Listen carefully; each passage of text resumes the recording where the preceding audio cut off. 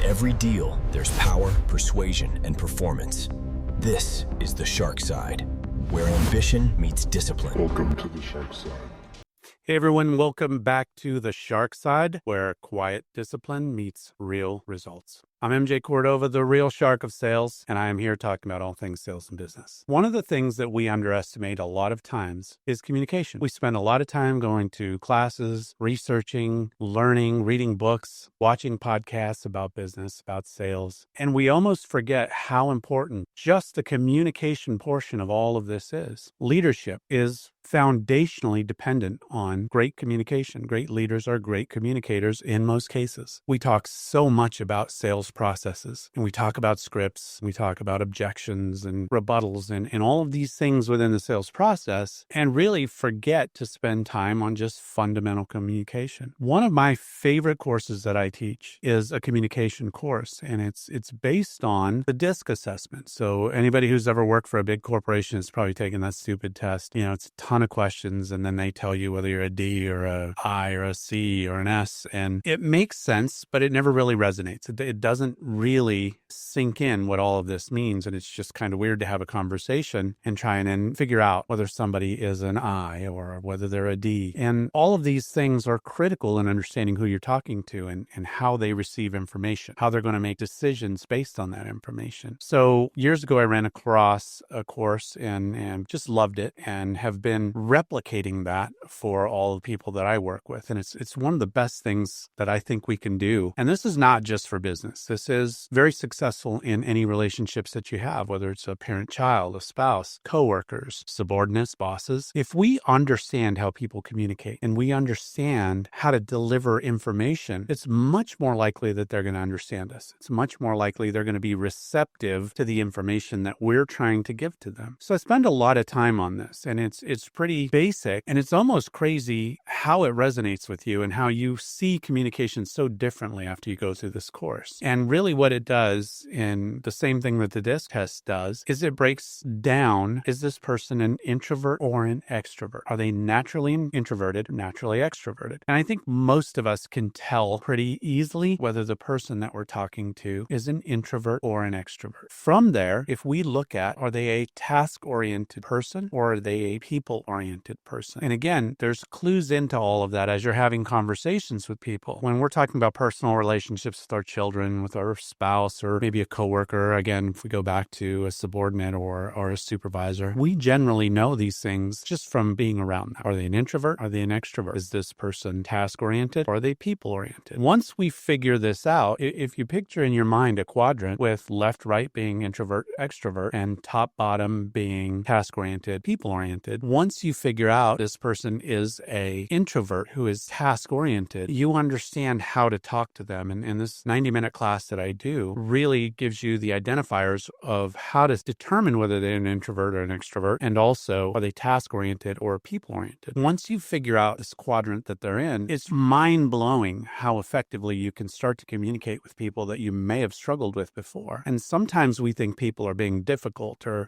we use these terms like, oh, they're so direct, they're so blunt. And what we have to remember is somebody that's in that communication style isn't necessarily being rude. That is how their brain processes communication and decision making. So when I'm talking to the person in that quadrant, I just understand that I need to be very direct back if I want to communicate effectively. I need to speak in bullet points. I don't need a lot of context. I don't need a lot of story behind it. If I'm speaking to someone in the quadrant that is introverted and task oriented, I understand that that person needs data. They need a lot of information. They need relation to graphs and formulas and a lot of context on how those facts and figures you're bringing to them are oriented. So when you're talking to people in that quadrant, it really is more about the visuals and the data and the formulas. If you go down to the quadrant that would be introverted and people-oriented, you're talking about these people who are very relationship-oriented. You're talking about people who need to understand that you care for them. And the conversation around the communication and the decision you may be asking them to make is really reflective of your interest in that relationship, that you care about them, you care about the situation, you care about the thing that you're working toward with them. So whether you're in sales and you're trying to influence the buying decision, whether you're a parent who's trying to influence child behavior or an employee who's trying to influence a project you want to move forward with your boss, or even a boss who's trying to get your employees to move forward with something that may not be fun or may not be pleasant for them. If we start to look into these different communication styles, and you understand that if somebody's in that quadrant where they're introverted and people-oriented, conversation has to be around how this benefits them, how it benefits their family, how it benefits the company and their coworkers. There has to be a relationship aspect to it. And then the final quadrant would be extroverted and people-oriented. And these are just your fun-loving people, the life of the party people. So you could imagine if you were trying to communicate with that life of the party and you start hitting them with boring facts and figures and graphs, how they're not going to receive that information well. And the context of all of this is that you can see very quickly in a few minutes how I've talked about 4 different communication styles and how they make decisions. Yet we put very little effort into that. And this is why when we get into sales trends and when we get into sales coaching, sales training, you see so much effort put into the magic wand, the quick fix of when they have this objection, you just give them this answer, which works some of the time with some people, which is better than none of the time with no people, but certainly not as good as really taking the time to ask some questions to get a feel for how people communicate, how they make decisions. And then from there, moving more toward that communication style, giving them information in the manner that they receive it the best. Because when we do that, you're going to find how much easier these influence conversations go, how much more successful you are at closing,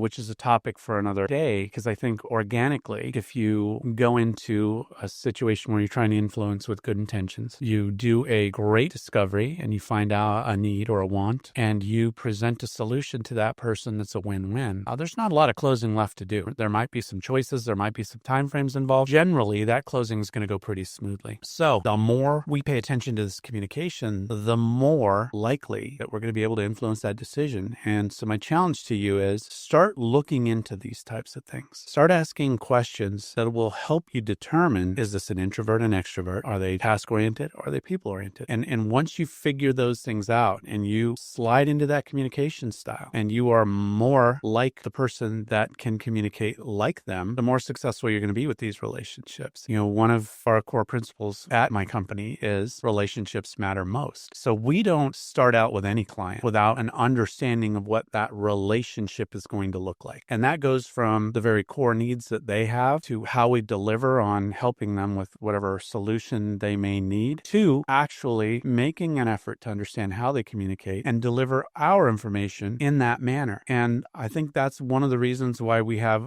a long list of very satisfied customers who regularly refer us, who bring us back for additional products, is because they understand that we go through a lot of effort to make sure that that relationship is a priority. And a big part of that relationship being a priority is for us to communicate with them in a manner that they're comfortable. This is like anything else. It's not a magic wand and it's not absolute. There are different stages of our life that we are communicating in a different style than in another stage. We may communicate differently at work than we do at home. We may communicate differently with our friends than we do with our coworkers. So it's not an end-all be-all, but it's another tool. But if you want to get great at what you do and you want to move your business forward, you want to gain new clients, you want to strengthen relationships with current clients, with your family and with your spouse and with your children and with your boss or your subordinates, we can spend some time understanding their preferred method of communication. So this is just one little tip about communication. Obviously, there's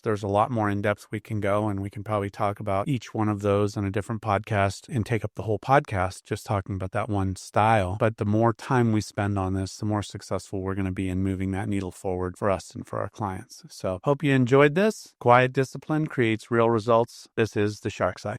Thanks for watching. Visit our website and follow us on social for more. Until next time, stay sharp.